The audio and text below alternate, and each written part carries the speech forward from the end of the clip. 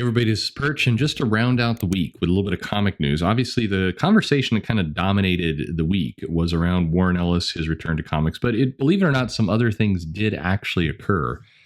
In particular, over at Marvel, although DC saw a small handful of things. We already talked about the new Crisis event that's coming from DC. The other bit of news is that Bat-Cat, the Tom King Batman Catwoman book, which feels like it's been going on for roughly 5 years now. It is announced that it will be delayed, and particularly through the summer. And this is a book that was already kind of in a bi-monthly way, and they had delayed it to let the artist, Clayman, catch up. And then now there's further delays. We're not exactly hearing why there's further delays, but it feels like this is art. Although you hate to, you don't want to point the finger and blame it on somebody, without good reason, but at least the way it's worded seems to indicate that maybe it's a chance to let the artist catch up. In this case, I mean, look, Clayman, I think is great. So I'm excited to let him just, take the time he needs. If that's the problem, it's worth it, because I think the art is very good. But basically, the Batman Catwoman number 5, and just for reference, we're not at the halfway point. I mean, this is a 12-issue series. So Batman Catwoman number 5 was our last issue, and it had been delayed. So Batman Catwoman number 6 has been pushed back 2 months to August 17th. And again, they haven't mentioned why, but it's in theory going to get pushed back, and then we'll maintain its bi-monthly schedule. So Batman Catwoman kind of racing doomsday clock for which series can get delayed the most. But the bigger part of news is kind of on the Marvel side. So first off, this week it is seeing the conclusion of Cable and X Factor. These series are both ending, and we'll see that next week. So this is two titles in the Reign of X that didn't quite make it to issue number 12. X Factor ends with issue 10. Cable with number 11. Now, obviously, the creators are segueing into other things. In Cable's case, to the primary X-Men title, and in Leah Williams' case for X Factor, is heading toward the Trial of Magneto.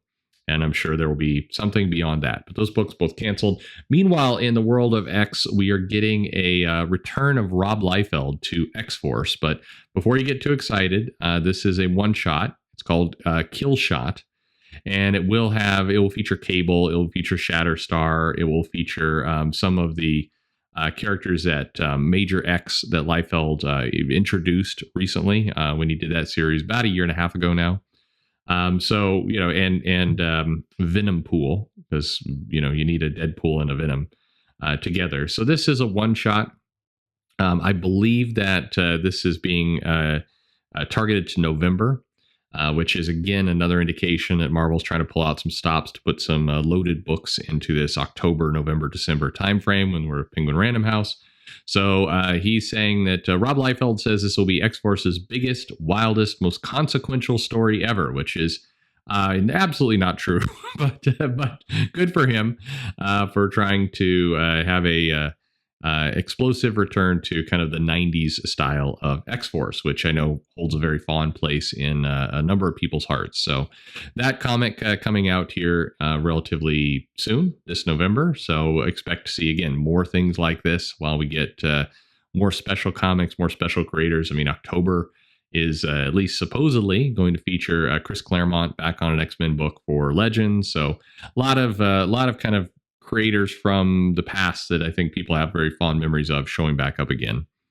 The other bit of news, and kind of the bigger thing to talk about, is as we mentioned, Nick Spencer left Amazing Spider-Man somewhat unexpectedly, somewhat suddenly. And at least from what I've been able to obtain from kind of talking to people inside, it was a sooner than expected departure that has caused the group to scramble a bit.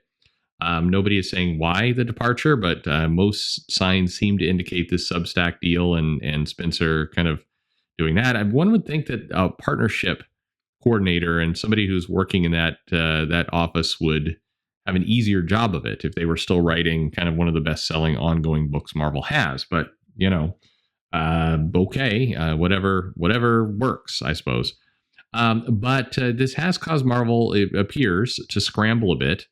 And Marvel is going kind of back to the brand new day style of how the comic was written, which was basically that there were multiple writers in the mix and they were on rotation. Marvel did this again for the X-Men. And if you remember, at one point, we had this relaunch of the X-Men, and it was going to be a brand new era. There was a multiple, like Ed Brisson, Kelly Thompson, Matt Rosenberg, and I want to say somebody else is in that mix as well that I'm forgetting. But this was hailed as kind of the new way the comic was going to be run. After a few months, however, we learned that it was really just a stopgap for the ultimate arrival of Jonathan Hickman. So it went about 9 months, and it was a way to kind of kill time, make some sales, put some stuff in play. They did the Age of X-Man storyline, which was, I mean, the most generous way to say it would be very poorly received. And and so it became like a holding pattern. And it appears, again, at least from who I've talked to, that this is a similar situation because we're getting a collection of writers. We're getting Kelly Thompson, of course, a writer of Captain Marvel at Marvel. Saladin Ahmed, who's a writer of Miles Morales and is continuing there. Cody Ziegler, who's relatively new. Patrick Gleason, who is, of course, an artist, but has written before, has written for DC. And I think people are interested to see how that's going to go. And Zeb Wells, which for some reason everybody confused with Jim Zub. So no, Zeb Wells. Zeb Wells was part of the Brand New Day collection when they did this with Dan Slott back in the day. And Kelly Thompson, of course, was part of the group that did the X-Men. So it's familiar ground for both of these individuals. And what the storyline they appear to be going out with is that Ben Reilly, who's a clone of Peter Parker, will return as the primary Spider-Man in October when the series starts over again. And that Peter Parker will be taking an absence of some kind, either a mistake absence or Peter Parker finds that he needs to walk away from Spider-Man for a period of time. It seems connected to Mary Jane. We will see kind of where all that sits, whether Nick Spencer is going to end us on a happy note with Peter and Mary Jane, perhaps heading off to work on the relationship or get married. I mean, God, wouldn't that be nice if they just kind of undid the Mephisto stuff? Unfortunately, Mephisto is very tied in with Jason Aaron's Avengers run. So I think people holding out hope that there will be a big culmination of that storyline, I think, are going to be disappointed. I think they're going down a different track. But we also Ben Reilly returned to the suit in a new-ish costume. It is a new costume, but it's certainly close to a Spider-Man costume we've seen before. Just the spider logo that's kind of larger and askew. So as they do.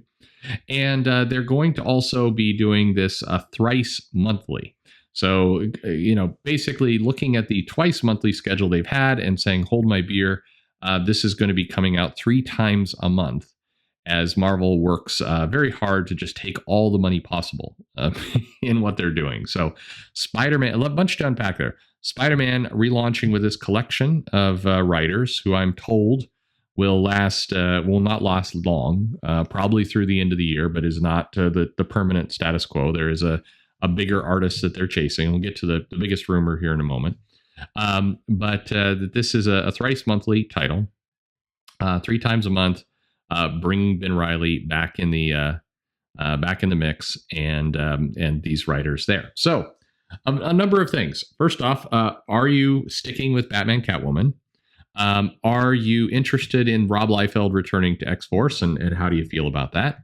And then finally with Spider-Man, keep in mind, it's 3 times a month. We still will have Spider-Woman. We'll still have Miles Morales. We have Silk will have been over by then.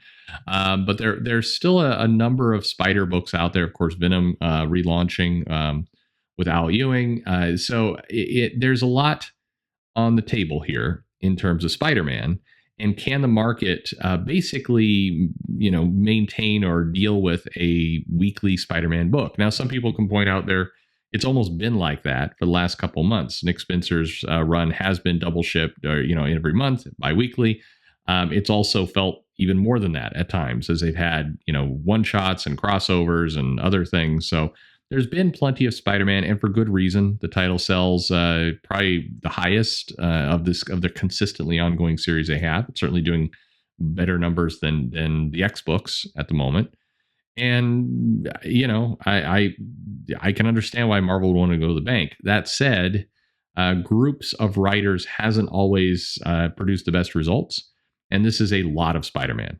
So let me know your thoughts, what you're getting, what you're interested in, what you're not, in the comments below. And most importantly, like and subscribe. Of course, that always helps. Like and subscribe. And thanks for